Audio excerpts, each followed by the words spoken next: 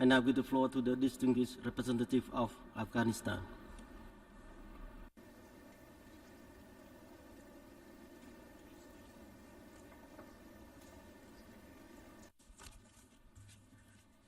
Thank you, Mr. President. I am pleased to address this high-level meeting on strengthening multilateralism and diplomacy for peace. This topic is the foundation of the United Nations, which was an extremely important discussion in the post-World War II period and even more vital in our world today. A renewed focus on strengthening international cooperation and multilateralism is a strategic investment to ensure a more harmonious global environment grounded in the rule of law, human rights, and respect for human civilization. Today, our global village is faced with various challenges, which affects us, all of us together. International terrorism, extremism, and discrimination have increased in different parts of the world.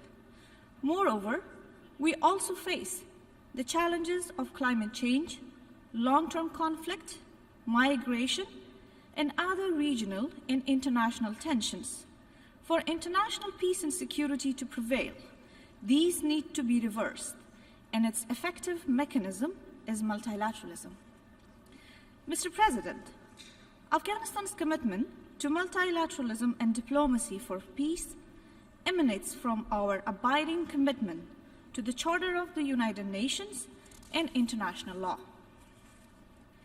Maintaining constructive, friendly, and neutral relationship with all countries based on mutual respect for territorial integrity and sovereignty, promoting peace, stability, and prosperity in our region and the global community at large, provides the cornerstone of our foreign policy architecture.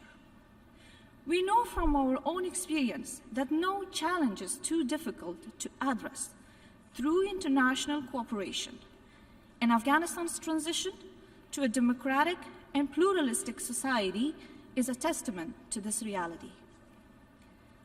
The convergence of many countries from across different regions and political grouping in 2001 played an essential role in helping us to start a new chapter in our modern history. Today, international engagement and cooperation on Afghanistan remain an imperative in helping us to become a peaceful and prosperous country. But more broadly, this engagement has a profound impact on promoting global peace and security.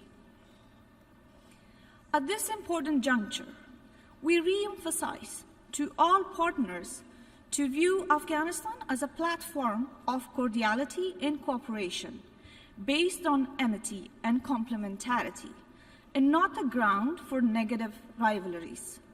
We expect all the countries to fully respect, support, and reinforce this standing with common goodwill, cohesion, and unity. At the moment, Afghanistan is heavily engaged in peace efforts to end the imposed decade-long conflict in our country. We have worked with international partners to forge a new consensus on the need for peace in Afghanistan. To this end, we expect this consensus to reinforce our Afghan-led peace efforts to meet the goal at hand. Our peace efforts will continue in a spirit of national unity and consensus, and will reflect the views of the cross-section of Afghan society, especially women, who suffered the most during the dark era of the Taliban rule.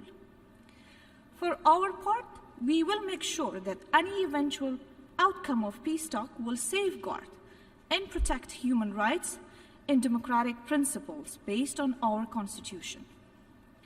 Mr. President, the United Nations has a crucial role to play in promoting international cooperation in a rule-based international order. The Secretary General's reform agenda for ensuring a more efficient UN is an important factor in strengthening the work of this institution effectively, serve as a platform of multilateralism in cooperation. We welcome the adjustments made across the peace and security, development and management pillars of the UN. That said, the ultimate success of multilateralism and peace rests with states themselves. All states must adhere to basic norms governing international relations. This includes fulfilling in good faith commitments under the UN Charter and various treaties and conventions related to global peace and security, social and economic development, and human rights. Afghanistan remains a firm supporter of the peaceful settlement of conflicts and disputes. We believe diplomacy, dialogue, and consultation with a view to achieving common understanding and consensus offer the best solution for resolving conflicts and ensuring sustainable peace and development. We support greater collaboration between the UN and regional organizations and platforms in order to prevent and resolve conflicts and promote development. The Heart of Asia and Regional Economic Cooperation Conference on Afghanistan, RECA, are two such initiatives led by the government of Afghanistan, through which many regional and international partners are working together for stability and prosperity in Afghanistan, the region, and beyond. In conclusion, Afghanistan reaffirms its strong commitment to promoting a rule-based international order based on international solidarity and cooperation, and we stay engaged in the region as a platform for greater cooperation and effective diplomacy. Thank you, Mr. President.